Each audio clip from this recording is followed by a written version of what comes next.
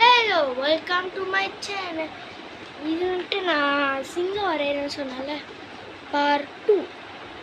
Okay, செம்ம கஷ்டமாக இருக்குங்க சத்தியமா.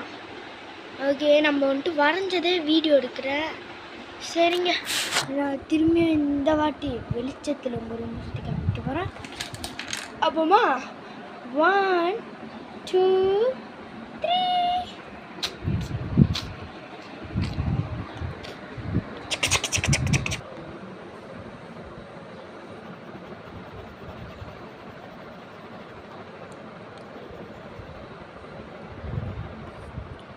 தான்